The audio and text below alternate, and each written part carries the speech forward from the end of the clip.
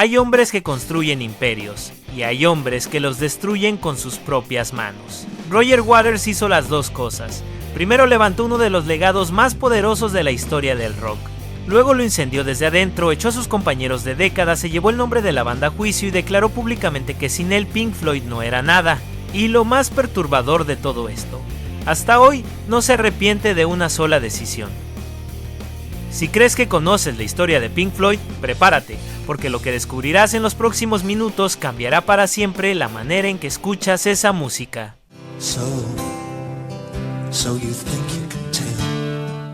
Esta no es la historia que te contaron en los documentales oficiales. Esta es la que está detrás del muro. Llevó años revisando entrevistas, biografías no oficiales, declaraciones judiciales y testimonios de quienes estuvieron cerca de Roger Waters. Y lo que encontré va mucho más allá de lo que cualquier artículo de rock te ha contado. Después de revisar entrevistas, biografías, declaraciones judiciales y testimonios de quienes estuvieron cerca, hay algo que nadie ha sabido explicar del todo. ¿Por qué un hombre capaz de escribir las letras más profundas del rock del siglo XX terminó siendo el personaje más odiado de su propia banda? ¿Qué le pasó a Roger Waters entre el niño que esperaba en la puerta del colegio que su padre muerto volviera en bicicleta y el hombre que escupió a su propio público en Montreal? ¿Y por qué, décadas después, la persona que más lo conocía en el mundo lo llamó públicamente mentiroso, ladrón e hipócrita? Suscríbete si reconoces que esta es la historia de uno de los cerebros más brillantes y más destructivos que el rock ha producido jamás. La respuesta más incómoda está al final, y vale la pena quedarse.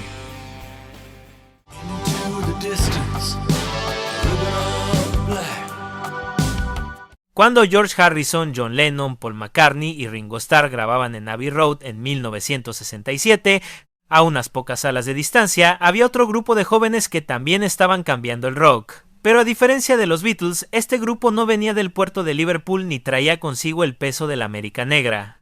Venían de Cambridge. Venían de una ciudad universitaria, fría y gris, cargada de libros y de una solemnidad muy británica. Y entre ellos había un muchacho alto, de casi 1,90 m, callado, intenso, con una rabia dentro que todavía no sabía cómo convertir en música. Su nombre era Roger George Waters, y llevaba toda su vida cargando con algo que muy poca gente en el mundo podía entender del todo: crecer sin saber qué cara tenía su padre. Eric Fletcher Waters nació en Great Bookham, Surrey. Era hijo de un minero, de esa estirpe de hombres que trabajan la tierra con las manos y que sostienen convicciones políticas con la misma firmeza. El padre de Roger era maestro de escuela, comunista convencido y pacifista declarado. Cuando la Segunda Guerra Mundial estalló, Eric Waters fue inscrito como objetor de conciencia, lo que significaba que se negaba a tomar las armas por razones morales. Durante los terribles bombardeos de los nazis sobre Londres, condujo una ambulancia. Arriesgó su vida sin disparar un solo tiro, pero algo cambió en él hacia 1943.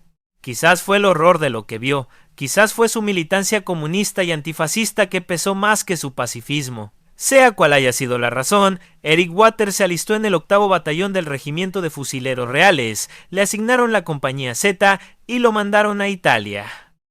Roger Waters nació el 6 de septiembre de 1943 en Great Bookham. Para cuando tenía 5 meses de vida, su padre había muerto en la batalla de Anzio en febrero de 1944. Un frente terrible en el que miles de soldados perdieron la vida en el barro del invierno italiano. Eric Waters fue uno de ellos.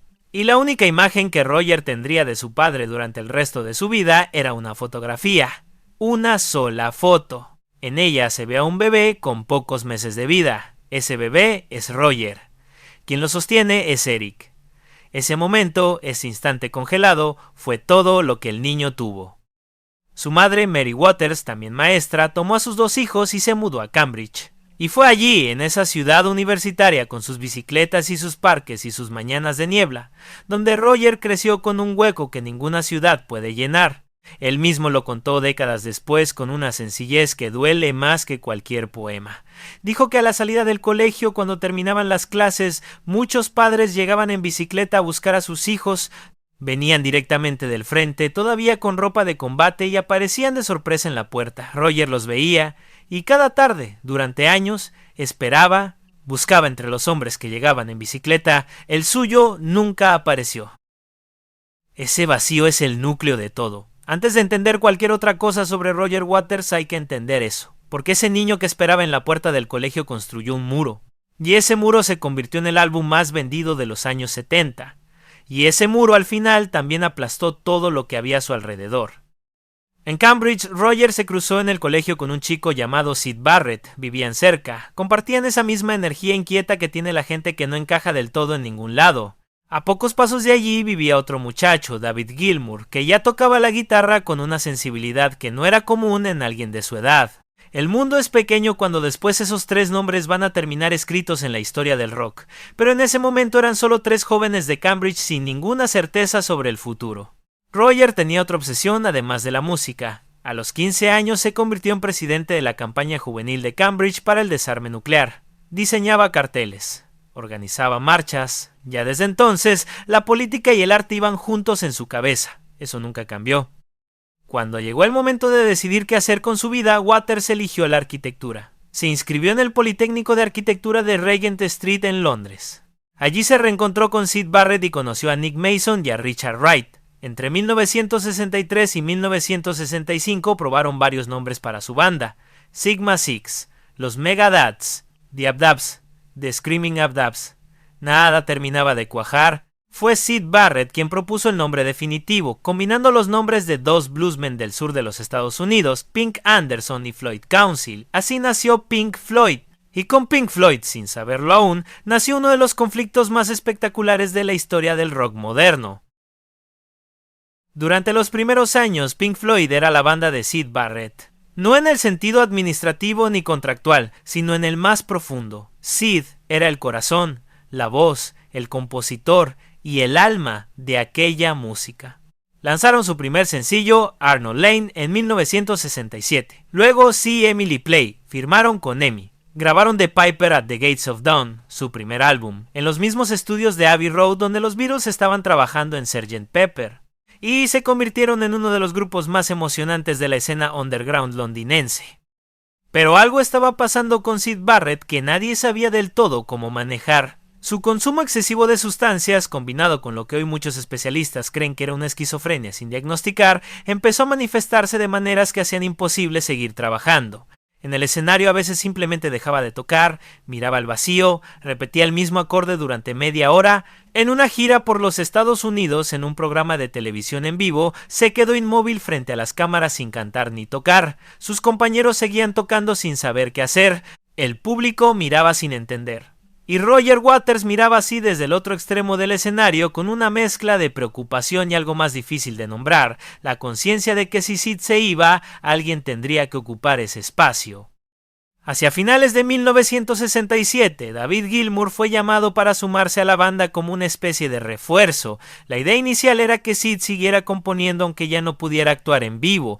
Pero la situación se hizo insostenible. Según cuenta Nick Mason en su biografía, hubo una mañana en que los cuatro fueron a buscar a Syd para llevarlo al ensayo y simplemente no se detuvieron en su casa. Nadie lo dijo en voz alta. Nadie tomó una decisión oficial.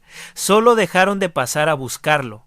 Y así, de esa manera callada y casi cobarde, Syd Barrett quedó fuera de Pink Floyd en abril de 1968. Y ahí empezó la verdadera historia de Roger Waters.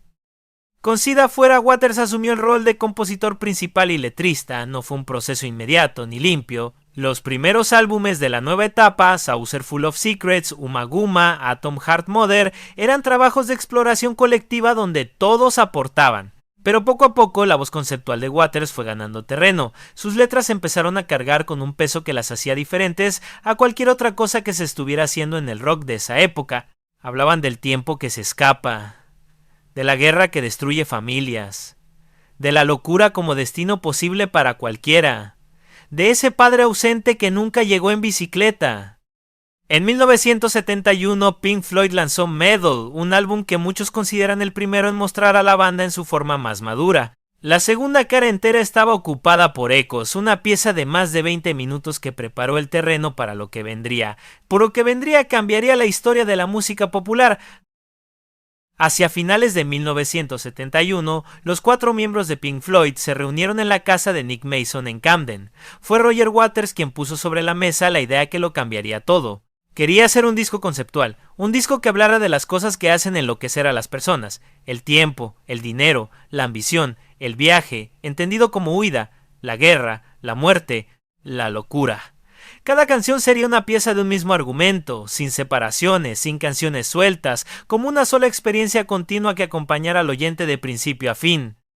La idea venía de un lugar muy específico. Waters estaba pensando en Syd Barrett, en lo que le había pasado a su amigo de Cambridge, en cómo una mente brillante puede quebrarse bajo el peso de la fama, las drogas y la presión de la industria musical. Y al mismo tiempo estaba pensando en su padre, en Anzio, en los muertos de todas las guerras, en la manera en que el mundo destruye a las personas cuando más prometen. David Gilmour, Nick Mason y Richard Wright escucharon la idea y estuvieron de acuerdo. Waters empezó a trabajar en el material en un cobertizo de su jardín. La grabación de The Dark Side of the Moon comenzó en mayo de 1972 en los estudios Abbey Road y se extendió hasta enero de 1973. El ingeniero de sonido era un joven llamado Alan Parsons, que venía de trabajar en Abbey Road y Let It Be de los Beatles.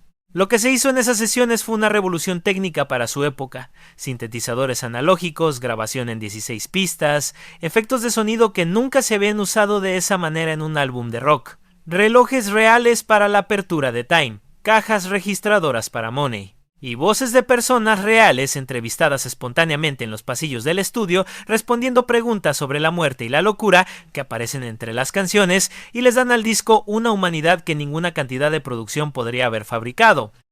La banda decidió tocar el material en vivo durante casi un año antes de grabarlo definitivamente. Viajaron por el Reino Unido, por Europa y por los Estados Unidos presentando lo que en ese momento se llamaba provisionalmente Eclipse.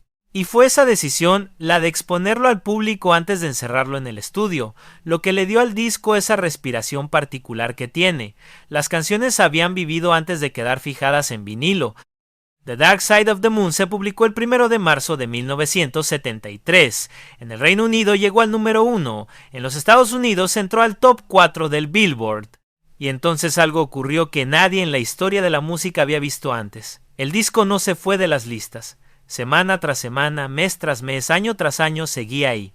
Para el momento en que se terminó de contar, The Dark Side of the Moon había acumulado más de 990 semanas en el Billboard 200 de los Estados Unidos. Una cifra que no tiene comparación en toda la historia de la música grabada. Y hasta la fecha, el disco ha vendido más de 45 millones de copias en todo el mundo. Pero hay algo que ocurrió durante la grabación que muy poca gente recuerda, y que es importante para entender lo que vino después. Roger Waters estaba acumulando poder dentro de la banda. Lo hacía de manera gradual, casi imperceptible. Era el letrista principal, el ideólogo conceptual, el que llegaba a las sesiones con las ideas más formadas. Y cuanto más exitosos se hacían, más crecía su convicción de que Pink Floyd era, en el fondo, su proyecto. Gilmour lo sentía, Wright también, pero todavía nadie lo decía en voz alta. En 1975 llegó Wish You Were Here, un álbum que muchos consideran el más emotivo de toda la discografía de Pink Floyd. La Sweet Shine on You Crazy Diamond era una dedicatoria directa a Syd Barrett, que para entonces vivía retirado del mundo en Cambridge sin hacer música, con la salud mental deteriorada. Hay una historia que se cuenta sobre las sesiones de grabación de este álbum que resulta escalofriante en su sencillez. Un día apareció en el estudio un hombre gordo, con la cabeza rapada, las cejas afeitadas y un aspecto tan diferente al que cualquiera recordaba que nadie lo reconoció al principio. Era Syd Barrett. Había llegado para visitar a sus antiguos compañeros mientras grababan canciones en su honor. Roger Waters no pudo contener las lágrimas. Era la misma persona por la que él mismo había tomado el timón de la banda años atrás. Y ahora ese hombre estaba parado en un estudio de grabación sin reconocerse en la música que sonaba. Fue la última vez que la mayoría de ellos lo vio. Syd Barrett murió el 7 de julio de 2006 en su casa de Cambridge, de complicaciones relacionadas con la diabetes, sin haber vuelto a publicar música nueva desde hacía décadas. Tenía 60 años. Y su nombre sigue resonando como una advertencia sobre el costo real de la genialidad. Pero en 1975, el duelo por Syd quedó momentáneamente absorbido por el éxito de Wish You Were Here, y Waters siguió empujando hacia adelante. En 1977 llegó Animals, un álbum más oscuro y más político, inspirado en la rebelión en la granja de George Orwell. Las canciones dividían a la sociedad en perros, cerdos y ovejas, con una brutalidad lírica que no tenía equivalente en el rock de esa época, y fue durante la gira de Animals donde ocurrió el incidente que cambió todo. Era el 6 de julio de 1977. Pink Floyd estaba tocando el último concierto de la gira In the Flesh en el Estadio Olímpico de Montreal, Canadá. Era un show enorme. 80,000 personas. Roger Waters tenía 33 años y llevaba meses acumulando un agotamiento que era mucho más que físico. Las giras de estadios le resultaban insoportables. El ruido del público, los gritos entre canciones, la sensación de que nadie escuchaba realmente la música, sino que solo venían a estar ahí, a ser parte del espectáculo, a decir que habían estado. Para Waters eso era una traición a todo lo que la música debería ser. Lo dijo después sin rodeos. La gente ya no importaba, solo les interesaba cuánto dinero recaudaban. En ese concierto, un hombre en las primeras filas no paraba de gritar. Pedía canciones a los gritos, interrumpía, se subía a la valla. Waters aguantó, siguió tocando, pero algo dentro de él se estaba quebrando, hasta que el hombre se acercó demasiado al escenario y Waters lo tuvo a tiro y le escupió en la cara, con toda la fuerza que tenía, con todo el desprecio acumulado. El estadio quedó en silencio por un instante y luego siguió el concierto como si nada. El hombre al que escupieron nunca demandó, nunca reclamó. Nick Mason lo recuerda con cierta ironía en su autobiografía. Ese fan nunca pidió derechos de autor por ser la inspiración creativa más rentable de los últimos 50 años. Porque ese escupitajo fue el primer ladrillo de The Wall. Esa noche, de regreso al hotel, Roger Waters no pudo dormir. Empezó a escribir. Empezó a imaginar.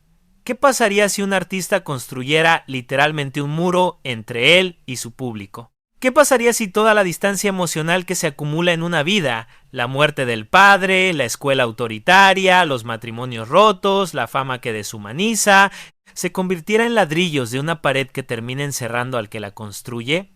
La idea era tan descabellada que cuando la presentó a sus compañeros de banda no supieron qué decir. Gilmour, Mason y Wright miraron los bocetos de Waters con cara de no entender bien qué era lo que estaban viendo. ¿Un muro de verdad? ¿En el escenario?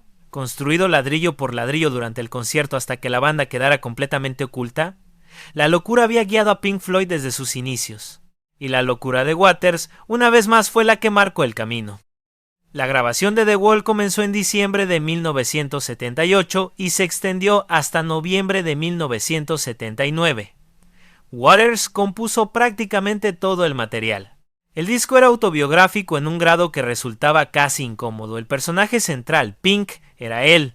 Era la historia de un hombre que construye un muro a su alrededor, ladrillo a ladrillo. La muerte del padre en la guerra, el primer ladrillo. Una escuela donde los maestros humillan en lugar de enseñar, otro ladrillo. Una madre sobreprotectora que ahoga en lugar de abrazar, otro ladrillo.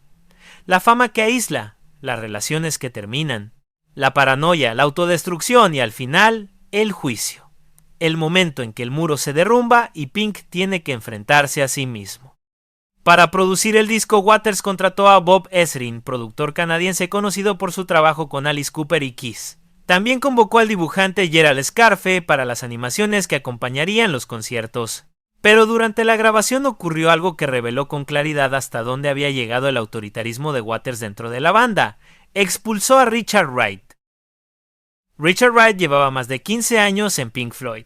Era el tecladista, uno de los fundadores, una voz melódica que había dado forma a algunas de las texturas más hermosas de Dark Side of the Moon y Wish You Were Here.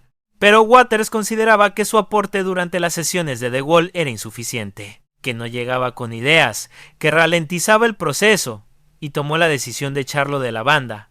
Aunque permitió que Wright siguiera participando como músico contratado, recibiendo un salario fijo mientras los demás compartían las pérdidas iniciales de una producción que se estaba volviendo enormemente cara. La ironía histórica es que mientras Pink Floyd perdía dinero con la gira de The Wall en 1980 y 81, Richard Wright, como músico contratado, fue el único que cobró con certeza. The Wall se publicó el 30 de noviembre de 1979 como álbum doble. Another Brick in the Wall, la canción que incluía la voz de un coro de niños, llegó al número 1 en los Estados Unidos y en el Reino Unido. El álbum vendió más de 23 millones de copias solo en los Estados Unidos, convirtiéndose en uno de los 3 álbumes más vendidos de la historia de ese país, según la RIAA. Y en 1982, Alan Parker dirigió la película basada en el disco, con Bob Geldof como Pink, en una adaptación que llevó las imágenes de Gerald Scarfe a millones de pantallas en todo el mundo. Los shows de The Wall fueron extraordinarios. Pink Floyd tocó esa obra solo en 4 ciudades: Los Ángeles, Nueva York, Dortmund y Londres. Durante el concierto, trabajadores en el escenario construían un muro real de cartón entre la banda y el público, ladrillo por ladrillo, durante la primera mitad del show. Para cuando empezaba la segunda mitad, la banda tocaba completamente oculta detrás de un muro de 7 metros de altura sobre el que se proyectaban las animaciones de Scarfe. Y al final del concierto, el muro se derrumbaba. La última presentación de Pink Floyd de The Wall ocurrió el 16 de junio de 1981 en el Earls Court de Londres. Fue la última vez que Roger Waters actuó con Pink Floyd en un escenario durante 24 años. Lo que vino después fue la guerra. Y esa guerra tiene varios frentes que vale la pena entender uno por R1. En 1983 llegó The Final Cut. El subtítulo del disco lo decía todo: un requiem para el sueño de posguerra de Roger Waters, interpretado por Pink Floyd. David Gilmour pedía más tiempo en el estudio para desarrollar ideas propias. Waters se lo negó. La convicción de que Pink Floyd era su proyecto, su visión, su autobiografía convertida en música, no dejaba espacio para ninguna otra voz creativa. Gilmour aparece acreditado en el disco, pero su participación real fue mínima. The Final Cut es, en la práctica, el primer álbum en solitario de Roger Waters, aunque en las portadas dijera Pink Floyd. Las relaciones dentro de la banda estaban destruidas. Gilmour y Waters casi no se hablaban. En una entrevista de 1985, Waters declaró públicamente: Dave no tiene ideas y Nick no sabe tocar la batería. No era una queja privada dicha en un momento de rabia. Era una declaración ante la prensa. Gilmour nunca olvidó esas palabras, y en ese mismo año, 1985, Roger Waters comunicó a su manager que dejaba Pink Floyd. Presentó una notificación legal indicando que la banda era, en su opinión, una entidad disuelta, convencido de que sin él, Gilmour y Mason no tendrían ningún motivo ni ninguna razón para seguir usando ese nombre. Se equivocó. David Gilmour y Nick Mason decidieron continuar con Pink Floyd, desprese por erro e inserdalijonescente con Trinidad de Erco. En una entrevista posterior, Gilmour explicó su postura con la misma claridad que Waters había usado para anunciar su salida. Pink Floyd no era propiedad de ninguna persona en particular, era una marca, era una historia. Era un hombre que había ganado valor durante 20 años de trabajo colectivo, y ese valor no desaparecía porque uno de sus integrantes decidiera irse. Waters intentó impedirlo por vía legal. Los tribunales fallaron en su contra. Pink Floyd podía seguir existiendo sin Roger Waters. Lo que siguió fue un acuerdo extrajudicial en el que Waters retuvo los derechos sobre el concepto de The Wall y sobre el cerdo inflable con logotipo registrado que había usado la banda en sus giras. Pink Floyd, bajo la dirección de Gilmour, lanzó A Momentary Lapse of Reason en 1987. Llegó al número 3 en el Reino Unido y al número 1 en el Billboard. Waters escuchó ese disco y lo calificó públicamente como una imitación de Pink Floyd, una versión de karaoke de lo que la banda había sido. Gilmour respondió que si Waters quería recuperar lo que había perdido, debería haberlo pensado antes de dejar la banda. Mientras tanto, la carrera en solitario de Waters comenzó con resultados irregulares. Su primer álbum, The Pros and Cons of Hitchhiking, publicado en 1984 antes incluso de dejar oficialmente Pink Floyd, contó con la participación del guitarrista Eric Clapton. El disco era conceptual, estilo Waters, pero no encontró el mismo eco que su trabajo con la banda. Su segundo álbum, Radio K, A, O, S, lanzado en junio de 1987, llegó apenas al número 25 en el Reino Unido y al 50 en los Estados Unidos, a pesar de una gira extensa por toda América del Norte. Eran cifras que, comparadas con lo que Pink Floyd estaba logrando sin él, resultaban humillantes para un hombre con el ego de Waters. Pero en 1990 llegó el momento que demostró que Roger Waters seguía siendo capaz de hacer cosas que nadie más podía hacer. El 9 de noviembre de 1989 cayó el muro de Berlín. Y Waters, con una velocidad y una ambición que pocas personas habrían imaginado posibles, organizó en la ciudad recién reunificada una representación de The Wall en vivo. El concierto se celebró el 21 de julio de 1990, en el espacio donde había estado el muro, frente a una audiencia estimada entre 160 y 200,000 personas. El cartel de invitados era extraordinario. Sinéad O'Connor, Bryan Adams, Van Morrison, Joni Mitchell, Cyndi Lauper, Jerry Hall, Thomas Dolby y el propio Gilmour fue invitado pero declinó. El show fue transmitido en 45 países y fue visto por más de 400 millones de personas en todo el mundo. Era Waters en su máxima expresión, un artista capaz de convertir la historia en espectáculo y el espectáculo en historia. En 1992, Waters publicó Amused to Death, un álbum sobre cómo la televisión convierte la guerra en entretenimiento. El guitarrista Jeff Beck participó como músico principal. El disco fue el mejor recibido de su carrera solista hasta ese momento, y sigue siendo considerado por muchos como su obra maestra fuera de Pink Floyd. Pero no se acercó comercialmente a lo que Gilmour estaba logrando con The Division Bell en 1994, que llegó al número 1 en el Reino Unido y al 4 en los Estados Unidos. Y entonces pasaron muchos años en los que Roger Waters prácticamente desapareció de las grandes listas. Publicó en 2005 una ópera titulada Zaira sobre la Revolución Francesa, que fue recibida con respeto académico pero sin impacto masivo.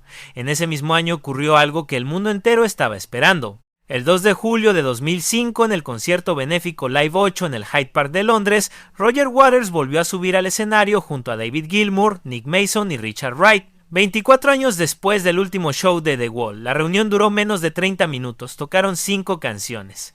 Y la imagen de Waters y Gilmour compartiendo el escenario hizo llorar a personas que no habían llorado por una banda de rock desde hacía décadas. Después del concierto, en las entrevistas, ambos dijeron que había sido maravilloso. Y ambos dijeron que no iba a repetirse. Tenían razón, porque mientras el mundo imaginaba una reunión definitiva, entre bambalinas seguía el mismo problema que había estado ahí desde los años 70. El problema no era solo musical, era más profundo que eso. Era sobre quién era el dueño de Pink Floyd, quién tenía el derecho moral sobre ese nombre, quién podía reclamar ese legado como propio. Y ese problema no tiene solución porque las dos partes tienen razón al mismo tiempo. Pink Floyd sin Roger Waters no habría tenido Dark Side of the Moon ni The Wall. Pero Roger Waters sin David Gilmour no habría tenido esa guitarra que convirtió las palabras en algo que llegaba al cuerpo antes que al cerebro. En 2010 llegó el momento más glorioso de la carrera solista de Waters. Lanzó The Wall Live, una gira mundial en la que presentaba la obra completa con una producción técnica y visual que no tenía precedente en la historia de los conciertos de rock. Proyecciones de más de 40 metros. El muro construido y destruido cada noche. Animaciones digitales que actualizaban las imágenes de Scarfe para el siglo XXI. La gira se extendió hasta 1913 y se convirtió en la más taquillera realizada por un artista en solitario hasta ese momento. En una sola noche en Quebec, el 21 de julio de 2012, tocó ante más de 200,000 personas. Ningún músico solista en la historia había alcanzado esa cifra en un solo show. Y en México, Roger Waters tuvo momentos que nadie que estuvo presente olvidará. En septiembre de 2016 ofreció 2 conciertos en el Foro Sol de la Ciudad de México y uno gratuito en el Zócalo al que asistieron decenas de miles de personas. Pero lo que hizo que esos conciertos fueran diferentes a cualquier otro fue lo que Waters hizo desde el escenario. Proyectó en la pantalla gigante la pregunta que muchas familias mexicanas llevan grabada en el pecho: ¿dónde están los 43? Una referencia directa a los estudiantes de Ayotzinapa desaparecidos en 2014. Y también proyectó caricaturas del entonces presidente Enrique Peña Nieto con el texto ¿dónde están? Durante la interpretación de Pigs, Three Different Ones. El estadio rugió porque Roger Waters tenía esa capacidad rara, hacer que una persona que había venido a escuchar música se sintiera parte de algo más grande que un concierto. Pero el capítulo más turbulento de la historia reciente de Waters no tiene que ver con la música, tiene que ver con la política, y en particular con sus posiciones sobre Israel, Palestina, Rusia y Ucrania. Posiciones que le han costado contratos, conciertos cancelados y acusaciones que lo persiguen hasta hoy. Roger Waters lleva décadas manifestando su solidaridad con la causa palestina. Desde los años de la gira de The Wall Live, incluyó en sus espectáculos un globo con forma de cerdo sobre el que proyectaba logotipos de corporaciones que consideraba responsables de la opresión, y entre esos logotipos en algunas ocasiones aparecía la estrella de David, junto a otras referencias a Israel. Eso generó críticas. Pero las cosas se complicaron mucho más en febrero de 2023, cuando fue invitado a hablar ante el Consejo de Seguridad de las Naciones Unidas sobre el conflicto de Ucrania. En esa intervención, Waters condenó la invasión rusa en términos que muchos consideraron insuficientes, porque al mismo tiempo señaló que la invasión no había ocurrido sin provocación y criticó a los Estados Unidos por no presionar a Zelensky hacia un acuerdo de paz. Las reacciones fueron inmediatas y furiosas. La ciudad de Frankfurt canceló el concierto que Waters tenía programado para el 28 de mayo de 2023 en el Festal, una sala de conciertos que históricamente había sido usada para detener a judíos en 1938. El comunicado oficial de Frankfurt llamó a Waters uno de los antisemitas más populares del mundo. Otras ciudades de Alemania siguieron el ejemplo. Waters respondió que las acusaciones eran falsas y que nunca había tenido un solo pensamiento antisemita en toda su vida. Polly Sampson, esposa de David Gilmour y letrista ocasional de Pink Floyd, publicó en redes sociales una declaración que describió a Waters como antisemita, apologista de Putin, mentiroso, hipócrita, evasor de impuestos, misógino y megalómano. Gilmour respaldó cada palabra públicamente. Waters anunció que estaba considerando acciones legales. Meses después, cuando el grupo terrorista Hamas atacó territorio israelí el 7 de octubre de 2023, Waters cuestionó públicamente la versión israelí de los hechos y expresó dudas sobre algunas de las informaciones que circulaban. Esas declaraciones fueron el detonante definitivo. En enero de 2024, la discográfica BMG, con la que Waters tenía contrato desde 2016, anunció su ruptura con el músico. Waters había perdido el contrato discográfico más importante de su carrera solista por sus posiciones políticas. En sus giras por América del Sur en noviembre de 2023, hoteles en Buenos Aires cancelaron sus reservaciones y la justicia federal argentina le prohibió hacer declaraciones de cierto tipo durante sus shows en el estadio de River Plate. Waters actuó ante decenas de miles de personas de todas formas. Hay algo en Roger Waters que es imposible de ignorar, aunque sus posiciones políticas resulten incómodas o directamente inaceptables para muchas personas. Y es que la coherencia entre lo que dice y lo que ha hecho ha sido casi absoluta durante más de 50 años. Desde que a los 15 años presidía la campaña para el desarme nuclear en Cambridge, nunca ha dejado de creer que el arte tiene la obligación de confrontar al poder. Eso puede resultar fascinante o insoportable dependiendo de dónde uno se sitúe. Pero es genuino. No es una postura de mercadotecnia. Es una convicción que viene de un niño que esperaba en la puerta del colegio que su padre muerto en una guerra volviera en bicicleta. ¿Eso justifica todas sus posiciones? No. ¿Explica por qué las tiene? Completamente. La vida personal de Roger Waters es otro capítulo de una complejidad que el hombre nunca ha pretendido ocultar. Se ha casado 5 veces. La primera, en 1969, con Judith Trim, su novia de la infancia de Cambridge. Se divorciaron en 1975. En 1976 se casó con Lady Caroline Christie, con quien tuvo a sus hijos Harry, músico que terminó tocando los teclados en las giras de su padre desde 2006, e India, que trabajó como modelo. Ese matrimonio duró hasta 1992. En 1993 se casó con Priscilla Phillips, con quien tuvo a su hijo Jack Fletcher, y se divorciaron en 2001. En 2012 se casó con la actriz y directora Laurie Durning, pero en septiembre de 2015 comenzaron los trámites del divorcio. Y en octubre de 2021, a los 78 años, Waters anunció en sus redes sociales que se había casado por 5ª vez con Camila Chavis, una abogada con quien salía desde 2019. Estoy tan feliz, por fin una para quedarse, escribió Waters en inglés con la misma mezcla de ironía y vulnerabilidad que caracteriza a toda su obra. En 2014, 70 años después de la muerte de su padre en Italia, Roger Waters viajó a Anzio para develar un monumento en honor a Eric Fletcher Waters y a los demás soldados caídos en esa batalla. Las fotos de ese momento muestran a un hombre de 70 años parado en el mismo campo donde su padre murió cuando él tenía 5 meses. No hay palabras para describir lo que puede sentir una persona en ese momento. Pero hay una manera de entenderlo. Cualquiera que haya escuchado The Wall con atención sabe lo que Roger Waters siente, porque lo puso todo ahí, en la música, en las palabras, en ese muro que construyó canción por canción durante toda su vida. En 2017, después de 25 años sin publicar canciones nuevas, Waters lanzó Is This the Life We Really Want?, su 4º álbum en solitario. El disco retomaba los temas de siempre: la guerra, el poder, la desigualdad, la complicidad silenciosa de quienes prefieren no mirar. Fue producido por Nigel Godrich, conocido por su trabajo con Radiohead. La crítica lo recibió con respeto genuino. Y en 2023 Waters hizo algo que dividió a los fans de Pink Floyd de una manera que hasta ese momento nadie había imaginado posible.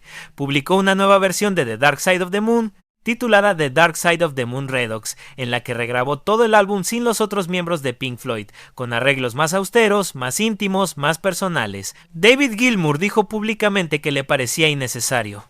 Los fans se dividieron entre los que lo consideraron un acto de apropiación inapropiada y los que lo vieron como un artista ejerciendo su derecho sobre un material que en gran medida él había creado.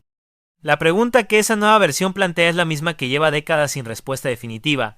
¿De quién es Dark Side of the Moon? ¿De Roger Waters, que lo concibió y lo escribió? ¿De David Gilmour, cuya guitarra lo hizo inmortal? ¿De Richard Wright, cuyas texturas de teclados le dieron esa atmósfera que no se puede fabricar? De Nick Mason, que estuvo ahí desde el principio y siguió ahí cuando todos los demás se fueron, la respuesta honesta es que le pertenece a todos y a ninguno al mismo tiempo. Y esa imposibilidad de resolver esa pregunta es probablemente la razón por la que en octubre de 2025, según reveló Infobae, David Gilmour declaró en una entrevista con The Telegraph: "De ninguna manera lo haría. Nunca volveré a reunirme con Roger Waters". Su esposa Polly Sampson estuvo a su lado durante esa entrevista. Cada palabra es, según dijo Gilmour, demostrablemente cierta. Pero para entender del todo a Roger Waters hay que volver a un lugar que pocas historias sobre él visitan con suficiente detalle: el periodo entre la salida de Pink Floyd y el resurgimiento con The Wall Live. Porque esos años, entre 1985 y 2010, son los que revelan algo sobre este hombre que sus discos no terminan de mostrar con claridad. Son los años del hombre sin su muro. Cuando Waters dejó Pink Floyd en 1985, lo hizo convencido de que la banda iba a morir sin él. No era arrogancia vacía, al menos no del todo. Desde la muerte artística de Syd Barrett en 1968, Waters había sido la fuerza conceptual detrás de prácticamente cada decisión importante de Pink Floyd. Dark Side of the Moon fue su idea, Wish You Were Here fue su duelo por Sid, Animals fue su lectura de Orwell convertida en rock, The Wall fue su autobiografía, The Final Cut fue su requiem por su padre y por los muertos de todas las guerras.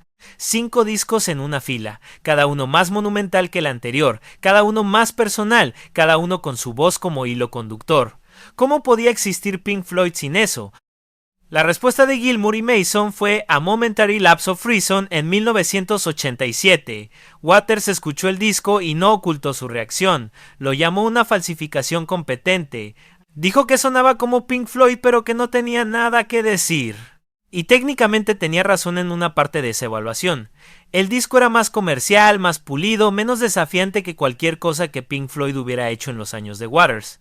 Pero llegó al número 3 en el Reino Unido, encabezó listas en varios países y la gira correspondiente fue un éxito masivo. El público en su mayoría no compartía la evaluación de Waters. Eso dolió de una manera que Waters nunca terminó de admitir del todo en público, porque implicaba algo que su ego encontraba difícil de aceptar: que Pink Floyd, la marca, el sonido, el universo visual, tenía un valor autónomo que era mayor que cualquiera de sus partes. Que la gente iba a los conciertos no solo por las ideas de Roger Waters, sino por la experiencia total de Pink Floyd, y esa experiencia Gilmour y Mason podían proporcionarla aunque ya no estuviera él. Radio K, A.O.S. El segundo álbum en solitario de Waters, lanzado en junio de 1987, fue honesto en sus intenciones y limitado en su impacto. La historia seguía la de un joven con poderes especiales para captar señales de radio que termina interactuando con las emisiones nucleares de la Guerra Fría. Waters creía en el proyecto. Hizo una gira larga por los Estados Unidos para promoverlo, pero el disco duró pocas semanas en las listas y no encontró el eco que buscaba. Para alguien que venía de coescribir uno de los álbumes más vendidos de la historia de la música, ese resultado tenía que sentirse como una caída libre. Amused to Death, publicado en 1992, fue diferente. Es el álbum en solitario de Waters que más se sostiene como obra completa. La tesis central del disco, que la televisión había convertido la guerra en entretenimiento y al mundo entero en una audiencia pasiva que miraba los horrores como si fueran espectáculo, resultaba incómoda en 1992 y resulta casi profética vista desde hoy. El guitarrista Jeff Beck aportó un trabajo extraordinario. Y hay canciones en ese disco como What God Wants o The Bravery of Being Out of Range que tienen una agudeza lírica que no desmerece frente a nada de lo que Waters había escrito en los años de Pink Floyd. Pero el disco llegó en un momento en que el rock alternativo de Seattle estaba reconfigurando completamente la conversación cultural sobre la música. Nirvana había lanzado Nevermind en 1991. Pearl Jam, Soundgarden y Alice in Chains estaban redefiniendo lo que el rock podía ser. En ese contexto, un álbum conceptual de un músico británico de 49 años sobre los medios de comunicación y la Guerra del Golfo encontraba poca ventana. Fue certificado disco de plata en el Reino Unido. No fue un fracaso, pero tampoco fue el renacimiento que Waters necesitaba para establecerse como fuerza independiente fuera de la sombra de Pink Floyd. Y entonces vino el silencio. 12 años sin giras, 12 años sin álbumes nuevos de canciones. Waters compuso Zaira, una ópera sobre la Revolución Francesa que se publicó en 2005 y que fue recibida con la clase de respeto educado que se reserva para las obras ambiciosas que no terminan de conectar con el gran público. La crítica la encontró fascinante en sus intenciones y algo larga en su ejecución. No fue a gira, no fue un renacimiento. Fue un hombre de 61 años siguiendo sus propias obsesiones intelectuales sin pedirle permiso a nadie, lo cual era completamente consistente con quien había sido siempre, pero que tampoco generaba el tipo de conversación cultural que sus mejores trabajos habían provocado.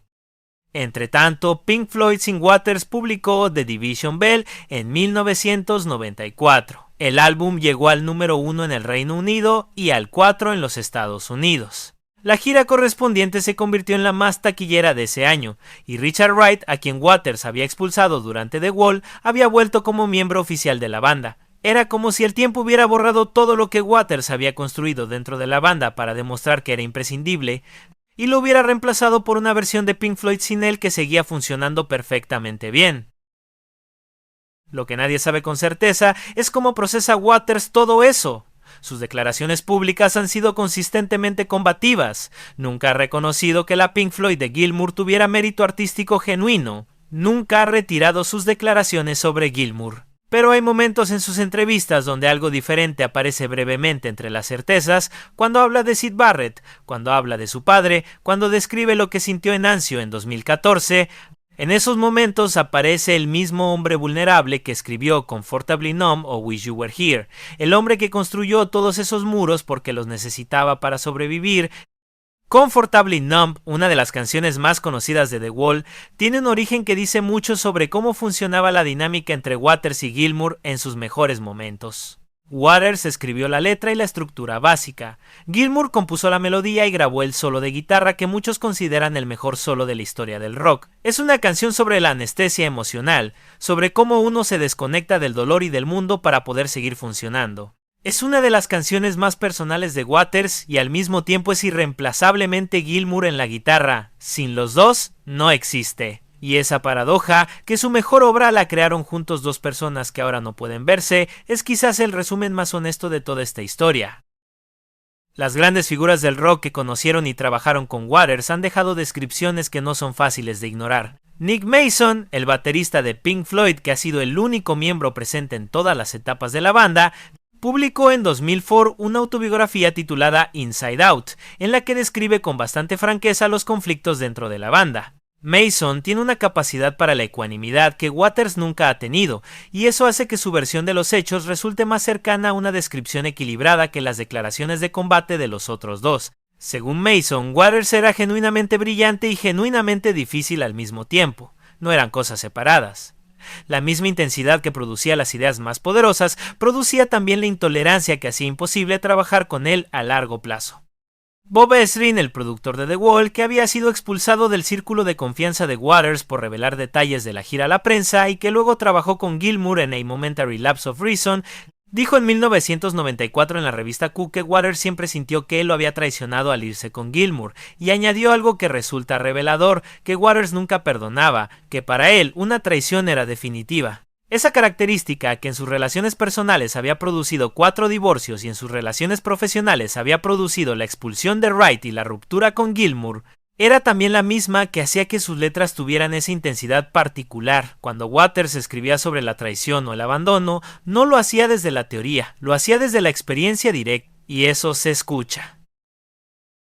Hay otro aspecto de la historia de Roger Waters que pocas crónicas mencionan con el detalle que merece, y que es importante para entender la magnitud real de lo que construyó, la influencia de Dark Side of the Moon y The Wall sobre generaciones enteras de músicos latinoamericanos y mexicanos en particular. En México, durante los años 70 y 80, Pink Floyd tenía una presencia cultural que iba más allá de lo musical.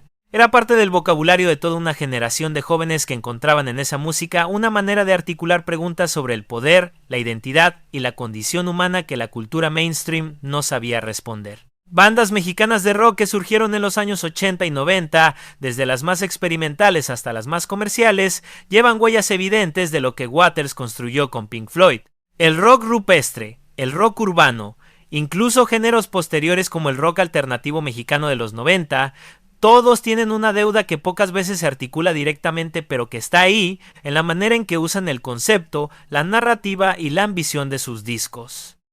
Cuando Waters tocó en el Zócalo de la Ciudad de México en 2016 y proyectó la pregunta por los 43 estudiantes desaparecidos de Ayotzinapa, no estaba importando una causa ajena.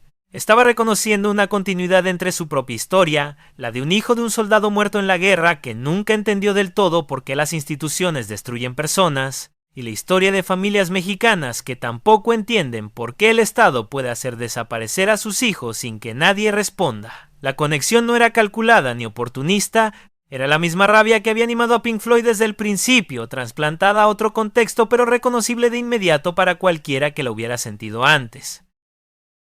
Y hay una pregunta que flota sobre toda esta historia y que muy pocas personas se atreven a formular directamente. ¿Qué habría sido de Roger Waters si su padre no hubiera muerto en Anzio? Es imposible responderla con certeza.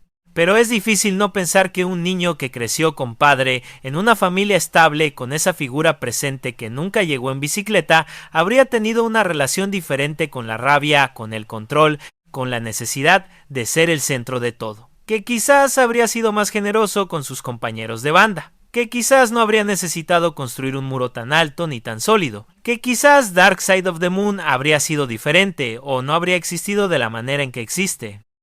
Pero también hay que reconocer que esa herida, esa ausencia, esa pérdida irreparable fue el combustible de todo. Sin la muerte de Eric Fletcher Waters en Anzio el 14 de febrero de 1944, no hay Roger Waters. No en el sentido en que lo conocemos. El dolor no siempre produce arte. Pero en este caso, 50 años de dolor producido por 5 meses de vida junto a un padre que nunca volvió, generaron algunas de las canciones más poderosas que el rock ha producido. Y eso no hace que el dolor sea bueno ni que la pérdida valga la pena, solo hace que sea verdad. La gira This Is Not a Drill que Waters llevó por el mundo entre 2022 y 2023 fue anunciada como su despedida de los grandes tours. Fue una gira políticamente cargada desde la primera canción hasta la última.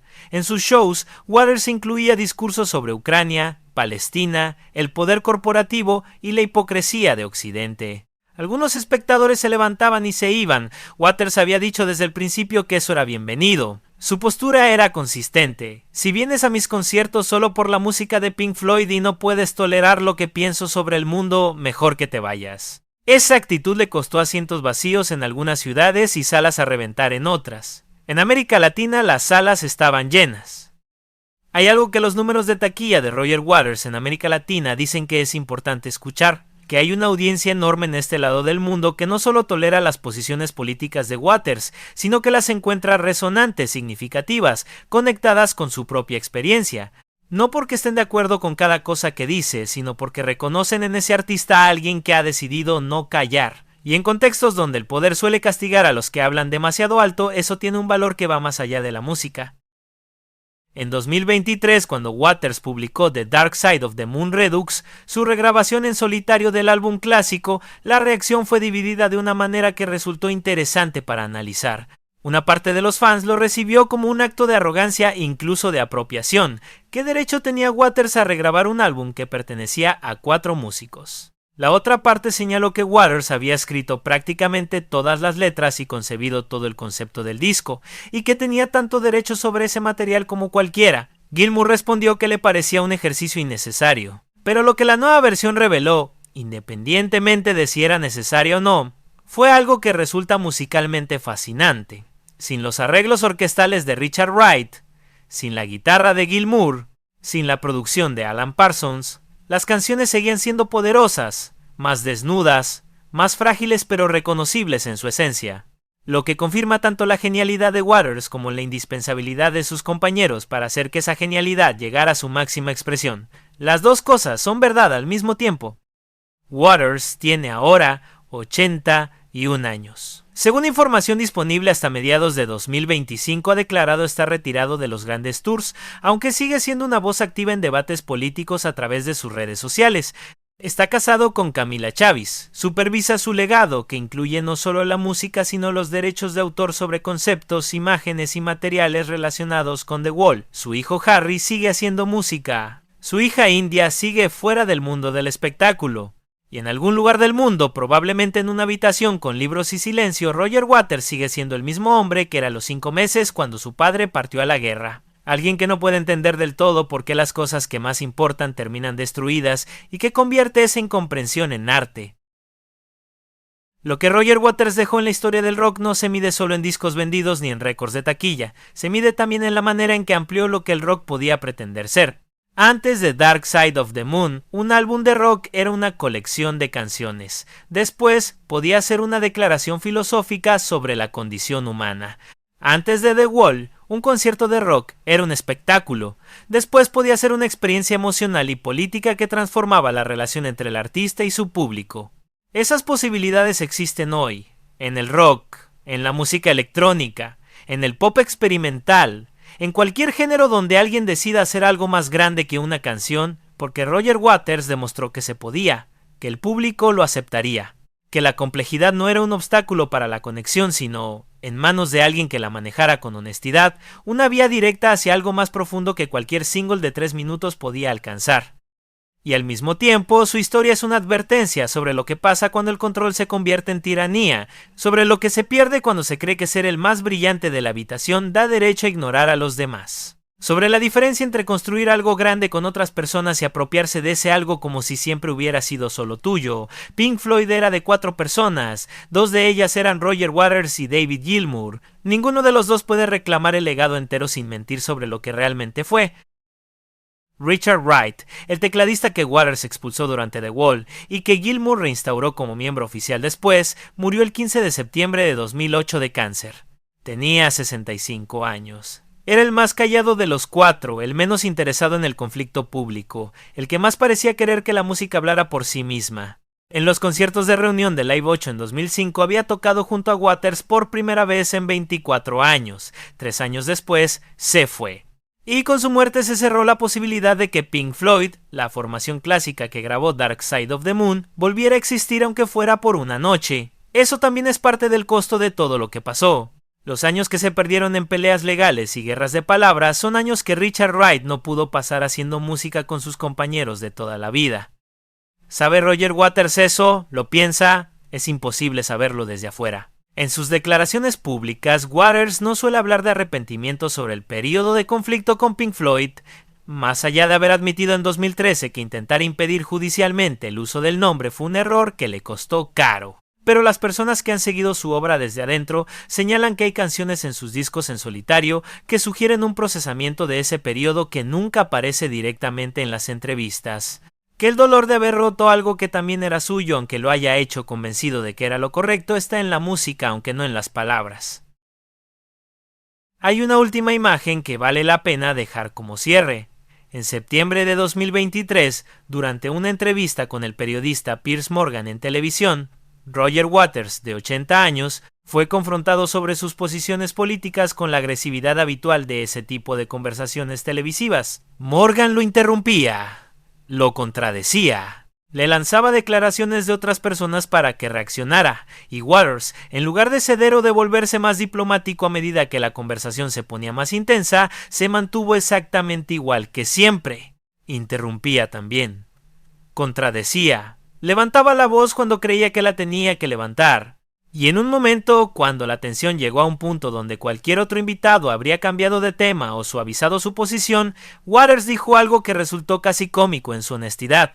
Roger, cálmate, le dijo alguien fuera de cámara, y Waters, que lleva toda su vida construyendo muros, respondió que no. Eso es Roger Waters, el hombre que no se calma, el que no cede, el que construyó uno de los legados más extraordinarios de la historia del rock y lo hizo pagando un precio que solo él puede calcular del todo.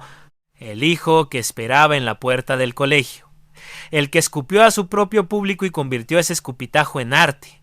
El que destruyó la banda que lo hizo grande y nunca del todo se arrepintió. El que tocó en el Zócalo de México preguntando por los 43. El que a los 70 años fue a Anzio a pararse donde murió su padre. El que a los 80 sigue peleando las mismas batallas de siempre con la misma intensidad de siempre. ¿Tiene razón en todo? No. ¿Es fácil de querer? Claramente no. ¿Ha producido algo que vale la pena escuchar? Cualquier noche, en cualquier ciudad del mundo, alguien está poniendo Dark Side of the Moon o The Wall y escuchando algo que lo hace pensar en cosas que no sabía que tenía guardadas. Eso es lo que hace el arte cuando es verdadero, y Roger Waters, a pesar de todo, a través de todo, sigue siendo verdadero. Eso no se le puede quitar, nadie puede quitárselo, ni siquiera él mismo. Y entonces, ¿cómo se cierra esta historia? ¿Cómo se resume una vida que va desde un niño sin padre en Cambridge hasta el hombre más polémico del rock clásico en el siglo XXI? Hay una escena que Roger Waters describió en una entrevista y que resume mejor que cualquier dato biográfico quién es este hombre. Dijo que sus conciertos de The Wall Live abrían con un locutor imaginario diciéndole al público: si eres de esas personas que aman Pink Floyd pero no aguantan las opiniones políticas de Roger, harías bien en irte al carajo ahora mismo, gracias y disfruten el espectáculo. Y el público rugía porque eso es exactamente lo que la gente espera de Roger Waters, no comodidad, no diplomacia, verdad, la suya, al menos. Construyó uno de los legados más poderosos de la historia del rock, destruyó la banda que lo hizo posible, perdió décadas en batallas legales y personales que nadie ganó del todo. Fue cancelado por medio mundo y recibido por el otro medio como un héroe. Tocó ante 200,000 personas en una sola noche y frente a decenas de miles en el Zócalo de la Ciudad de México preguntando por los 43 estudiantes desaparecidos. Se casó 5 veces. Viajó a Anzio a los 70 años a estar parado en el lugar donde murió un hombre al que nunca conoció pero cuya ausencia lo definió para siempre. ¿Es Roger Waters un genio? Más de 45 millones de copias vendidas de Dark Side of the Moon responden esa pregunta sin necesidad de debate. ¿Es una persona fácil de querer? Sus 4 divorcios y el odio público de su compañero de banda de toda la vida también responden eso con bastante claridad. ¿Tiene razón en todo lo que dice? Esa es una pregunta que cada quien tiene que responder por su cuenta. Pero lo que nadie puede negar es esto: Roger Waters nunca ha pretendido ser lo que no es. En un mundo lleno de artistas que cuidan su imagen, sus relaciones públicas y sus marcas personales, Waters sigue siendo exactamente igual de incómodo, exactamente igual de desafiante y exactamente igual de humano que ese niño que esperaba en la puerta del colegio que llegara alguien que nunca llegó. Y quizás eso, más que cualquier disco, más que cualquier gira, más que cualquier pelea legal, es lo que hace que su música siga resonando décadas después.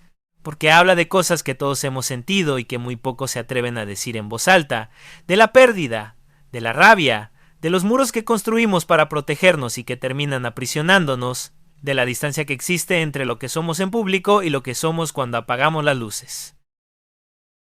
¿Qué opinas tú? ¿Crees que Roger Waters es un artista incomprendido o un hombre que destruyó con sus propias manos lo mejor que tenía? Escríbelo en los comentarios, nos interesa saber qué piensas. Y si la historia de Roger Waters te dejó con más preguntas que respuestas, no puedes perderte el próximo video, en el que hablaremos de otro genio que también pagó un precio enorme por ser exactamente quien era. La historia de Syd Barrett, el hombre que inventó Pink Floyd y que el rock olvidó cuando más lo necesitaba. Si la historia de Roger Waters te dejó con la sensación de que hay algo que no termina de resolverse, que hay una pregunta que sigue abierta sobre qué hace a un artista grande y qué hace a un hombre difícil de soportar, no puedes perderte el próximo video. Hablaremos de Syd Barrett, el hombre que inventó Pink Floyd, que fue su primer líder, que escribió sus primeras canciones y que desapareció del mundo de la música antes de los 25 años. Dejando una historia que Roger Waters nunca pudo dejar de llevar consigo, la historia de Syd Barrett es la que explica, quizás mejor que cualquier otra cosa, por qué Roger Waters construyó todos esos muros,